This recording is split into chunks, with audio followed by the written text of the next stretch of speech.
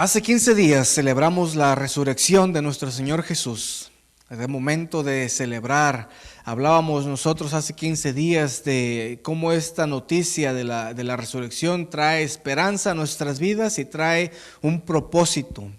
La semana pasada hablábamos acerca de, el tema fue Jesús resucitó. Y ahora que Jesus rose from the grave, now what? That was the topic from last week. Si Jesús resucitó y partió al cielo, bueno, ¿y ahora qué hacemos como creyentes, verdad? Y el tema era que nosotros tenemos una gran tarea. Ahora que es de llevar y compartir el evangelio, se le conoce como la gran comisión que Jesús le encargó a cada creyente. Pero la tarea de la gran comisión no es una tarea fácil. No es una tarea que nosotros podemos hacer con nuestras propias fuerzas, con nuestro propio intelecto. No se puede hacer así. Por eso es importante recordar que nosotros dependemos del Espíritu Santo, y eso es de lo que les quiero hablar el día de hoy.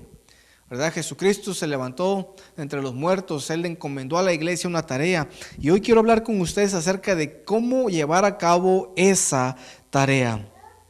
El tema de hoy es unidos y dedicados. Si nosotros queremos ser parte de la gran comisión, nosotros tenemos que permanecer primeramente unidos y tenemos que estar dedicados, y ahorita les voy a decir a qué, porque no es nada más una dedicación a cualquier cosa. No es cualquier dedicación que nosotros debemos de hacer. Y en esta mañana quiero compartir con ustedes esto.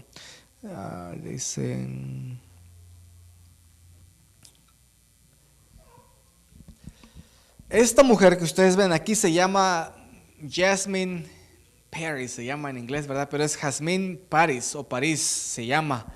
Y esta mujer hizo historia hace unas semanas. ¿Por qué? Porque esta mujer fue una de las incluso ella es la única mujer que ha terminado uno de los ultramaratones más duros del mundo.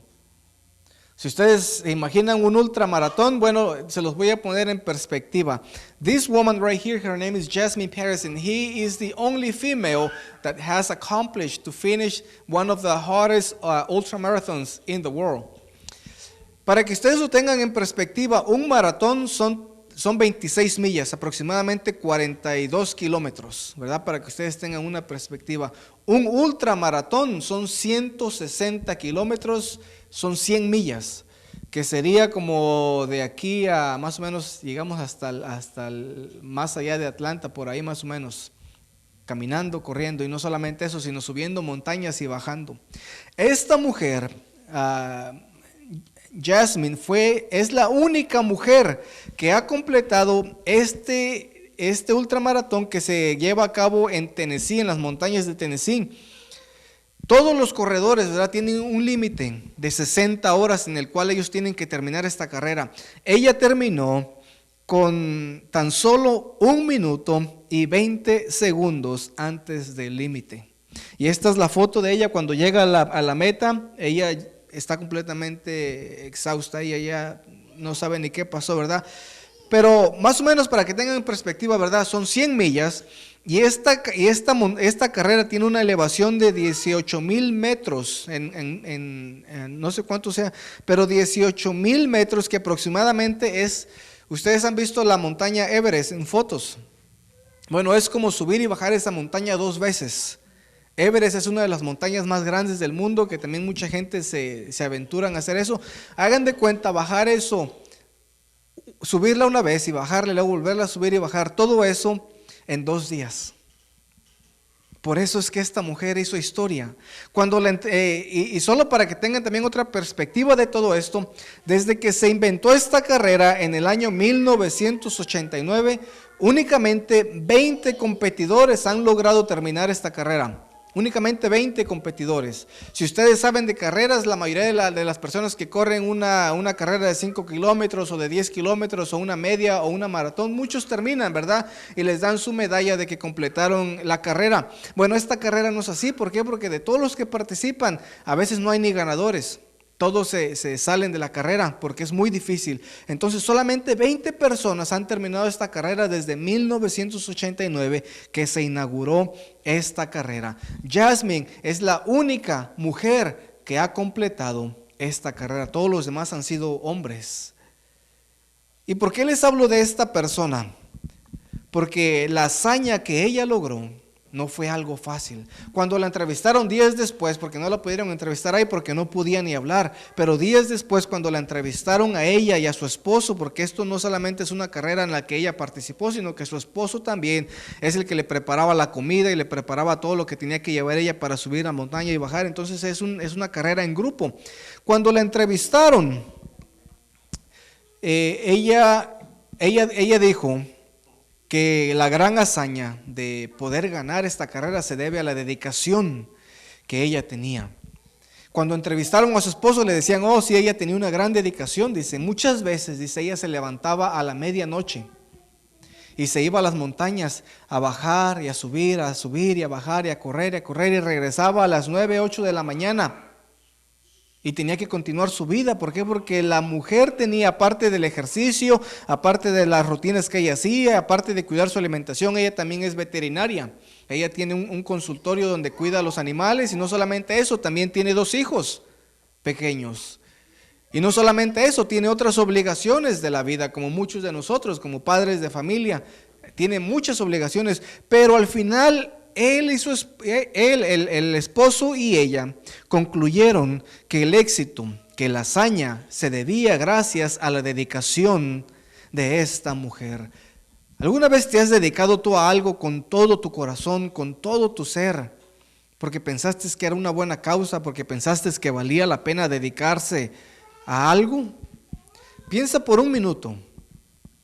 Y recuerda aquello a lo que realmente tú te esmeraste y entregaste todo, que todo a tu alrededor cambió, que cuando la gente te miraba te decía, hey, te veo diferente, actúas diferente, ya no eres el mismo, ¿qué está pasando contigo? ¿Por qué? Porque cuando uno realmente se dedica a algo, cuando uno realmente tiene una dedicación a algo, la gente nota la diferencia a tu alrededor. Si tienen sus Biblias, vamos a ver en Hechos 1,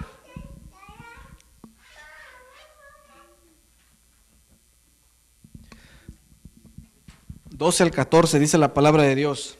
Esto es después de la ascensión de Jesús. Jesús ya está partiendo al cielo y esto es lo que sigue. Entonces regresaron a Jerusalén desde el monte llamado de los Olivos, situado aproximadamente a 1 kilómetro de la ciudad. Cuando llegaron, subieron al lugar donde se alojaban. Estaban allí Pedro, Juan, Jacobo, Andrés, Felipe, Tomás, Bartolomé, Mateo, Jacobo, hijo de Alfeo, Simón el celote, y Judas, hijo de Jacobo. Todos en un mismo espíritu se dedicaban a la oración, junto con las mujeres y con los otros hermanos de Jesús.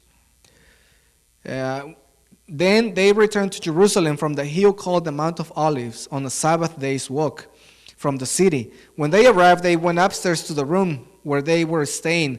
Those present were Peter, John, James, and Andrew, Philip and Thomas, Bartholomew and Matthew, James, son of Alphaeus, and Simon the Zealot, and Judas, the son of James. They all joined together constantly in prayer, along with the women, and Mary, the mother of Jesus, and with his brothers. Aquí Lucas está narrando la historia de los detalles que sucedió cuando Jesús asciende al cielo. Si ustedes ven en unos versículos anteriores, Lucas está escribiéndole a su amigo Teófilo, ¿verdad? Dice, estimado Teófilo, y le escribe estas cosas, que dice que este libro me refería a todo lo que Jesús comenzó a hacer y a enseñar hasta el día que fue llevado al cielo. Jesús está haciendo esta transición ahora, que está partiendo de la tierra, ahora está yéndose al cielo. Esto es una transición importante en la vida del creyente. ¿Por qué? Porque en este breve pasaje se nos presentan 2 cosas, ¿verdad?, importantísimas en la vida del creyente. La primera, la ascensión, declara, ¿verdad?, que para que nosotros podamos ser empoderados con el Espíritu Santo, para que el Espíritu Santo pueda venir a nuestras vidas y pueda darnos el poder que Jesús prometió, era necesario que Jesús subiera al cielo. Amén. Era necesario que Jesús partiera para que nosotros pudiéramos recibir la promesa del Espíritu Santo. Si Jesús se hubiera quedado, no hubiera habido promesa del Espíritu, ¿verdad? Pero dice la palabra de Dios que Jesús ascendió al cielo para que nosotros pudiéramos recibir la promesa del Espíritu Santo. El Jesús resucitado, visible y palpable, se retiró para que ellos, en este caso los discípulos, pero también nosotros, pudiéramos nosotros reconocer la presencia del Espíritu Santo en nuestras vidas. Jesús también quería darle una prueba a sus seguidores de que Él realmente había resucitado. Lucas relata la ascensión en su evangelio, que dice que ellos regresaron con gran gozo. Y a pesar de la ascensión, debido a todo esto, los discípulos estaban seguros de que Jesús no se había alejado, sino que estaba siempre con ellos. Así es como recordaron los discípulos a Jesús. Sí se fue, pero recuerden que aparecen dos figuras vestidas de blanco que les dicen: así como Jesús lo ven partir, un día Él regresará. Y me lleva a mi segundo punto de la importancia de la ascensión de Jesús, es la segunda venida, ¿verdad? Que vemos aquí proyectada. ¿Por qué? Porque de modo que así como Jesús se levantó y ascendió al cielo, también dice la palabra de Dios que un día Él va a regresar.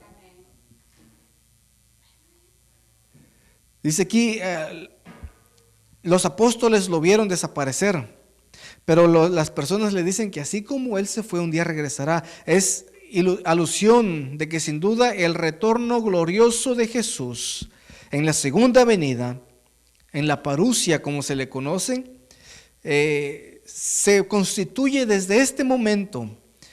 Y la primera generación de cristianos tenían la esperanza, ¿verdad? Y esta esperanza es la que los sostenía a ellos para poder llevar la tarea de compartir el evangelio.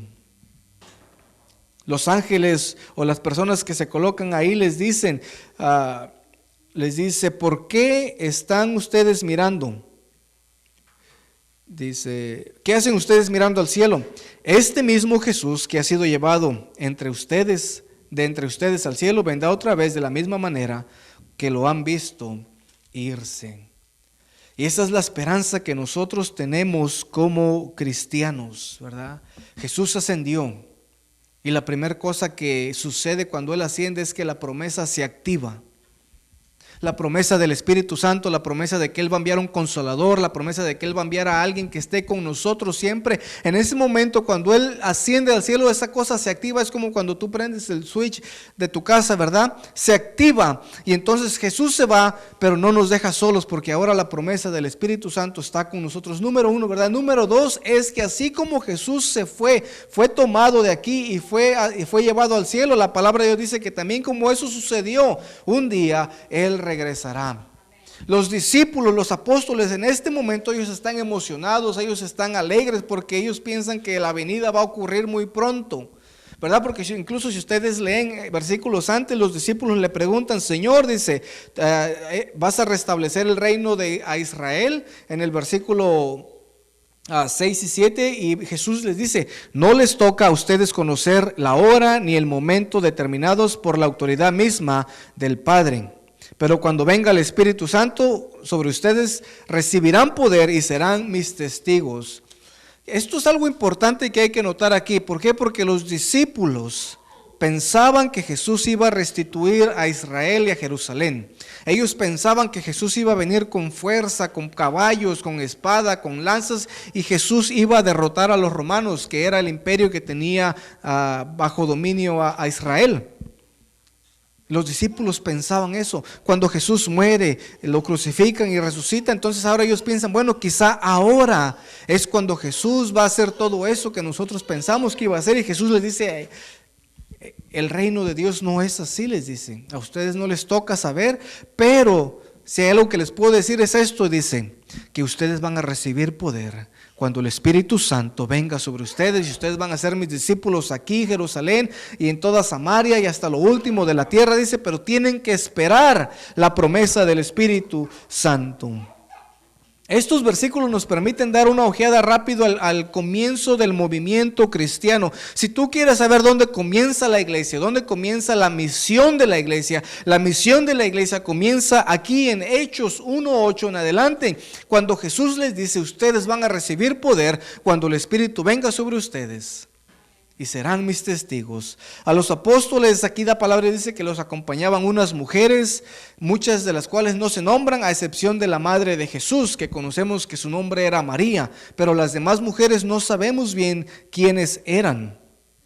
Pero podemos saber que quizá eran las mujeres que siempre habían acompañado a Jesús en su ministerio.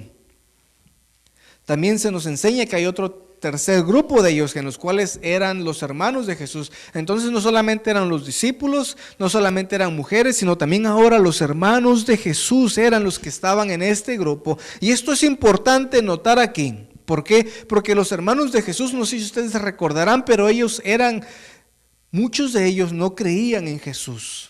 Muchos de ellos no creían que realmente Jesús era el Salvador del mundo. Había incredulidad en ellos, pero en este momento dice que ahora ellos ya estaban, ya creían, ¿verdad?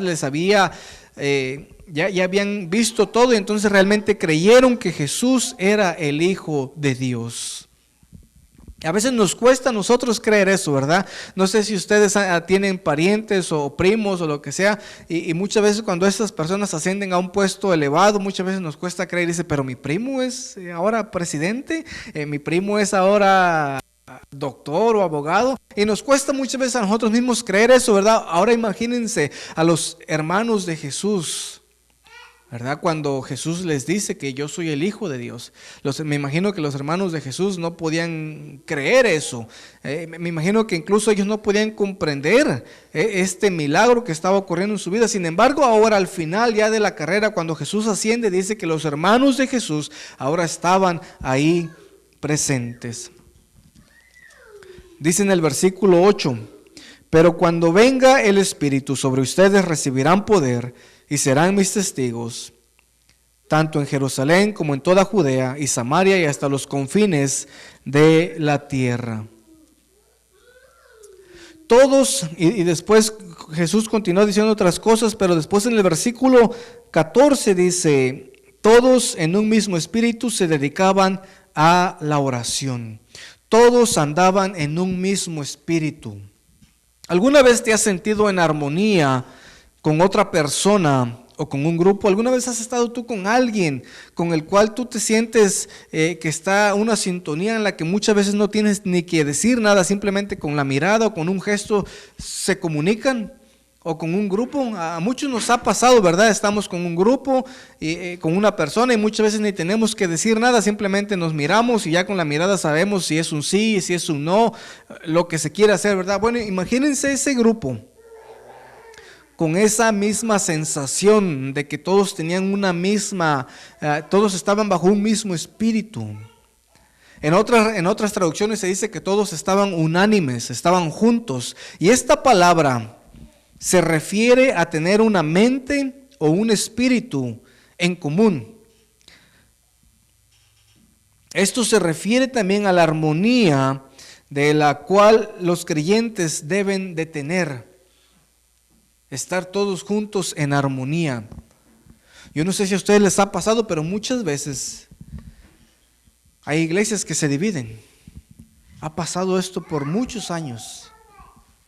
Se dividen por un desacuerdo, quizá porque no quieren pintar el cuarto de un color, o porque quieren cambiar las sillas, o porque unos quieren salir a evangelizar y otros no quieren. Por muchas razones, ¿verdad? Pero la palabra de Dios dice que nosotros, o esos creyentes, al principio tenían todas las cosas en común. Dice que todos estaban bajo un mismo espíritu, dice que todos estaban unánimes. Y en la Biblia se destaca la importancia de la unidad y la colaboración entre los creyentes para glorificar a Dios y promover la paz en la comunidad cristiana. Si no hay unidad, si no hay colaboración entre nosotros, no podemos nosotros promover la paz aquí, tampoco podemos llevar esa paz al mundo que tanto la necesita. ¿Por qué? Porque entonces el mundo va a ver, dicen: pero ¿cómo puedes hablarme tú de paz cuando en tu vida, cuando en tu iglesia hay divisiones, cuando en tu iglesia hay problemas? Eso no es un testimonio de la iglesia. La palabra dice que esos primeros cristianos estaban todos sumisión, por así decirlo. Todos se sometían al mismo espíritu, por lo tanto todos tenían las mismas cosas en común, había unidad, había armonía. Y eso es una de las cosas que también ayudó a que el evangelio se expandiera por el mundo.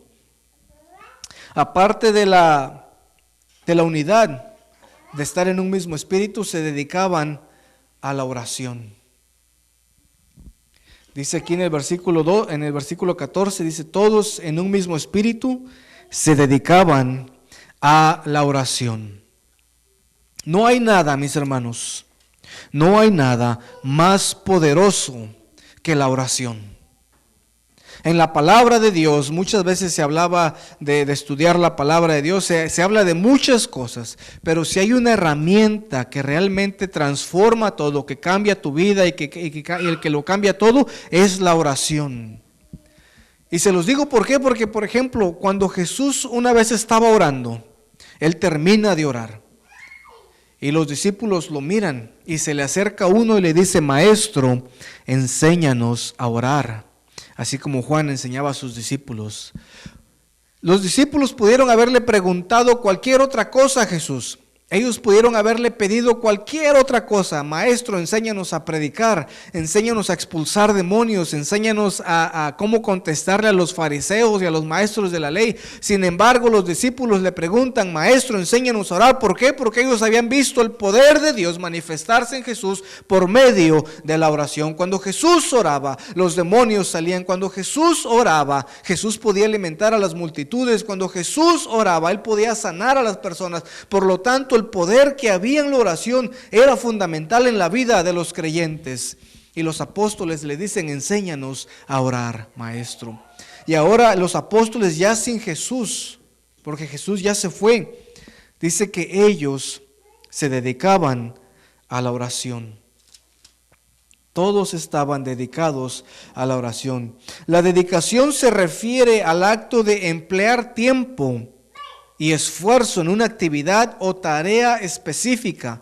Implica compromiso, enfoque y perseverancia para lograr un deseado, para lograr aquello que tú tanto deseas. Eso es la dedicación. La dedicación implica dirigir algo hacia alguien o destinar a un lugar para un propósito determinado. Quiero que escuchen bien esto, porque la dedicación implica un compromiso, primero que nada, un enfoque y perseverancia. Además, la dedicación en la oración es un tema clave en este pasaje. ¿Alguna vez te has dedicado tú a algo? ¿Alguna vez tú has puesto todo tu compromiso, enfoque y perseverancia en algo? Muchas veces nosotros lo hacemos, ¿verdad? Para, digamos, un trabajo, para los estudios, para cualquier otra cosa. Pero cuando se trata realmente de la palabra de Dios, cuando se trata de la oración, ¿cuántos de nosotros realmente nos dedicamos a hacer eso? ¿Cuántos realmente de nosotros nos dedicamos a memorizarnos la palabra de Dios? Es por eso que yo lo hago, para memorizarnos la palabra de Dios, para tenerla en nosotros. Pero ¿cuántos realmente le dedicamos un minuto a estudiar la palabra de Dios? ¿Cuántos realmente de nosotros tenemos ese enfoque y esa perseverancia? Y quizá tú me digas, pastor, es que yo cuando leo a mí no se me queda nada en la mente, a mí tampoco. Yo tengo que leerlo 1, 2, 3, 4, 5, 6, 7, 20, 30 veces para que algo se me quede. Pero por eso la dedicación es importante. La dedicación a la oración era un tema importante, como lo mencioné. Los discípulos y los demás creyentes no solo oraron una vez, sino que perseveraron en oración y ruego. Desde el día que Jesús asciende hasta el día de la llegada del Pentecostés, que fue la llegada del Espíritu Santo, pasaron 40 días. ¿Verdad? Que ese es el periodo que más o menos se tiene desde que Jesús asciende hasta la llegada del Espíritu Santo en el Pentecostés. Esto nos demuestra que los discípulos no solamente oraron una vez, o 2 veces, o 3 veces, por lo menos se nos dice, ¿verdad? Por el tiempo que pasa desde un evento hasta el otro, podemos concluir que ellos oraron 40 veces, ¿verdad? Si nos permitimos a decir que oraban una vez al día, pero supongamos que oraban 2 veces al día. Oraron 80 veces. Si oraban 3 veces al día, 120 veces los discípulos se dedicaron realmente a la oración. Y esto es un reflejo de la confianza en la promesa que ellos tenían de Dios y de su dependencia del poder del Espíritu Santo. Cuando ellos realmente se dedican a esta oración, ese es el reflejo que ellos tienen de que realmente ellos estaban confiando en Dios, en la promesa de que Dios iba a enviar al Consolador, al Espíritu Santo. Pero muchas veces nosotros no queremos orar, tenemos una apatía por la palabra de Dios, por orar. ¿Por qué? Porque muchas veces nuestro compromiso con Dios no es como el de los primeros apóstoles. Porque muchas veces nos cuesta a nosotros creer realmente que la palabra de Dios dice que un día Él va a enviar al Consolador para estar con nosotros, y nos cuesta. Y digo nos cuesta porque también a mí me cuesta, no es fácil para ninguno. No es, si fuera fácil hubiera más creyentes realmente comprometidos con la palabra de Dios, pero digo nos cuesta porque somos seres humanos, trabajamos, tenemos otras obligaciones y nos cuesta. Pero los apóstoles, ellos realmente entendieron que si querían llevar a cabo la misión de llevar el evangelio a todas las naciones, enseñarles, bautizándolos en el nombre del Padre, del Hijo y del Espíritu Santo, ellos estaban conscientes que la única forma de cómo iban a poder lograrlo era a través de la dependencia del Espíritu Santo y no de sus propias fuerzas. Así como la corredora que vimos al principio, ella se dedicó a prepararse para correr la mejor carrera de su vida. De la misma forma debemos nosotros dedicarnos y enfocarnos a la oración, ya que sin la oración, sin esa comunicación con Dios, no podemos hacer nada. No podemos hacer nada. Si ustedes toman como ejemplo la vida de Jesús, antes de elegir a los 12 apóstoles, Jesús pasó toda la noche orando. Antes de alimentar a los 5,000, Jesús da gracias a Dios y ora. Antes de resucitar a Lázaro, Jesús ora al Padre. Antes de hacer milagros, Jesús se la pasaba orando toda la noche. ¿Qué nos quiere decir esto? Que para Jesús la oración era algo importantísimo en su vida. Imagínense, si Jesús, siendo el Hijo de Dios, oraba, ¿cuánto más nosotros no creen que debamos depender de la oración? Si Jesús, que Él era el Hijo de Dios, que quizá no tenía ni necesidad de orar, Él oraba, imagínense nosotros. Que decía alguien por ahí, simples mortales, ¿verdad? ¿Cómo no vamos a depender de la oración? Debemos nosotros depender y enfocarnos en la oración. ¿Cuándo fue la última vez que realmente oraste por algo? ¿O simplemente oraste con perseverancia? ¿Cuándo fue la última vez que realmente te dedicaste a la oración? Que realmente dijiste, yo voy a orar, aunque no vea resultados, yo voy a orar. Aunque Dios no me conteste, yo voy a orar. Aunque Dios no responda a mi petición, yo voy a orar. Aunque todo el mundo esté cayendo a mi alrededor, voy a orar. Aunque las cosas vayan mal en mi vida, yo voy a orar. ¿Cuándo fue la última vez que realmente perseveraste en la oración? Muchos de nosotros nos desanimamos, mis hermanos, cuando no vemos los resultados, cuando vemos que Dios no responde a nuestras peticiones, nos desanimamos y queremos cuestionar a Dios. Queremos que Dios nos bendiga rápido, queremos que Dios nos bendiga cuando yo quiero, queremos que Dios envíe a su Espíritu ya. Imagínense ustedes qué hubiera pasado si los discípulos no hubieran esperado la llegada del Espíritu Santo y hubieran emprendido la misión que Jesús les encargó. ¿Qué hubiera pasado si los discípulos hubieran sido impacientes como muchas veces somos nosotros y ellos hubieran dicho, bueno, pues el Espíritu no ha llegado, vamos nosotros a llevar a cabo la misión que Jesús nos dio? Quizá ya iban en el día 28 de oración y decían, bueno, pues es que ya van 28 días y que vamos orando y no pasa nada, no sentimos nada, no sucede nada. Imagínense unos días después, 35 días. Y los discípulos se miran uno al otro y dicen que ¿será esto verdad de que realmente Jesús va a enviar la promesa o simplemente nos engañó y no va a pasar nada? Imagínense el día 39. Se levantan todos, están todos viendo y dicen, pues, ¿para qué oramos? Si igual no pasa nada. Sin embargo, dice la palabra de Dios que ellos perseveraron día con día hasta que el Espíritu Santo llegó en ellos. Si ellos hubieran dependido de sus propias fuerzas para llevar a cabo la misión, ellos hubieran fracasado. Ellos hubieran fracasado. ¿Por qué? Porque la obra de Dios, la misión de Dios, no se puede cumplir con nuestras propias fuerzas, con nuestras propias cosas que nosotros tenemos, sino únicamente con el poder del Espíritu Santo. Dice la palabra de Dios que había mujeres en este grupo, ¿verdad? Estaban las mujeres, la mamá de Jesús. Y esto era importante que Lucas incluyera esto. ¿Por qué? Porque recuerden que las mujeres fueron las primeras que dieron las noticias de la resurrección de Jesús. Las mujeres tenían un estatus muy bajo en la comunidad. Y ahora en la comunidad cristiana a las mujeres se les eleva, ¿verdad? Para que no fueran simplemente unas mujeres como en la cultura antes, sino que se les da ahora un estatus importante. Y ellos estaban esperando también la promesa del Espíritu Santo. Y ya para terminar quiero contarles esta historia. Había un obrero, ¿verdad? En una compañía grande que cortan metales. Y este obrero estaba tratando de cortar un metal nuevo que habían traído a la compañía y no podía. Después de repetidos esfuerzos inútiles, trató con una cortadora, luego intentó otra y no podía. Y estaba ya frustrado porque decía, ¿cómo es posible que no pueda yo cortar un simple metal si yo tengo aquí mucho tiempo de experiencia y tengo muchos años trabajando? ¿Y cómo es posible que no pueda yo con este simple metal? Y entonces, después de tantos esfuerzos inútiles, este obrero lleva el metal al administrador de la compañía, de la corporación, y le dice, mire, dice, he intentado cortar este metal y no puedo. Ya intenté con esta máquina, ya intenté con esto otro, ya intenté con esto y con otro y no puedo cortarlo.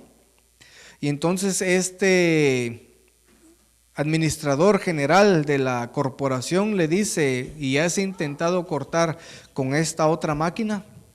Y el obrero se queda pensando y le dice, no he intentado. Y le dice el gerente, bueno, pues vaya, dice, y pruebe con eso. Y luego de haber tratado de cortar con esa otra máquina que el gerente le había dicho, pudo cortarlo sin problemas. Entonces este empleado, el obrero regresa al administrador y le dice, pude cortarle, venía contento y todo. Y entonces el administrador le dice, el metal no era demasiado duro, ni muy difícil de cortar, le dice, sino que las herramientas que tú estabas usando no eran suficientemente fuertes y no eran las adecuadas para cortar ese metal. No sé si ustedes han cortado algún metal, pero para cortar diferentes metales se necesitan diferentes herramientas. No puedes tú cortar todos los metales con una simple antorcha o con una herramienta. Se necesitan varias herramientas para cortar. Y Cristo Jesús sabía que las herramientas de los primeros discípulos no eran suficientes o lo suficientemente fuertes para hacer el trabajo difícil que Él les había asignado. Él reconocía que la fortaleza humana no tenía la suficiente potencia para esparcir el evangelio por todo el mundo, porque recordemos que la misión de Dios no era simplemente llevar el evangelio ahí alrededor, no, la misión era llevar el evangelio a todo el mundo. La palabra de Dios se dedicaban a la oración junto con las mujeres y los hermanos de Jesús. La dedicación, mis hermanos, es lo único que nos va a ayudar a nosotros. La dedicación es lo que nos va a llevar a nosotros a realmente permanecer en la oración. En semejante forma, nuestras herramientas humanas no son débiles, son débiles para llevar a cabo el trabajo de Cristo y para vivir como Cristo. Cada uno de nosotros debe realmente comprometerse y dejarnos guiar por el Espíritu Santo para poder llevar a cabo la misión que Dios nos encargó. La misión no es simplemente para el pastor, la misión no es simplemente para los misioneros, la misión no es simplemente para las personas que fueron a la escuela, al seminario, la misión es para todos. Cuando Jesús le da la misión, se la da a todos, no simplemente a unos. Si nosotros queremos seguir adelante llevando el evangelio de Jesús, no podemos depender de nuestras propias fuerzas o habilidades. Jesús le prometió a sus discípulos la promesa del Espíritu Santo y esa misma promesa está vigente para nosotros, para mí y para ti. Es tiempo de imitar a los primeros cristianos y estar en un mismo espíritu y dedicarnos a la oración. Oremos. Padre Dios, gracias Señor por su palabra. Y gracias Dios porque así como los creyentes, Padre, se dedicaron a la oración y estaban todos juntos en un mismo espíritu, Señor, yo pido que usted nos ayude a permanecer en un mismo espíritu, Señor. Yo le pido que nos ayude también a dedicarnos a la oración, Padre, que es el fundamento, Señor, que es lo que nos va a ayudar a conectarnos con usted, Señor, y a permanecer adelante, Señor. Padre, yo le doy gracias por su palabra. Pido que bendiga a mis hermanos, Señor, y que esta semana que va a comenzar, Señor, que nos ayude a poder compartir esas buenas nuevas con las personas a nuestro alrededor, Señor, que nosotros podamos comenzar a ir a las naciones desde aquí, Señor, desde este punto en el que vivimos, Señor, que usted nos ayude a compartir el evangelio, Padre. Denos palabras, Señor. Y en el nombre de Cristo Jesús le doy las gracias y oramos. Amén y amén. Y sí, mis hermanos, estamos despedidos el día de hoy. Que el Señor les bendiga grandemente y que les llene de paz.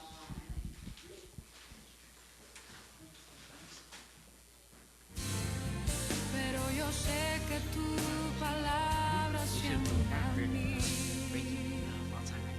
me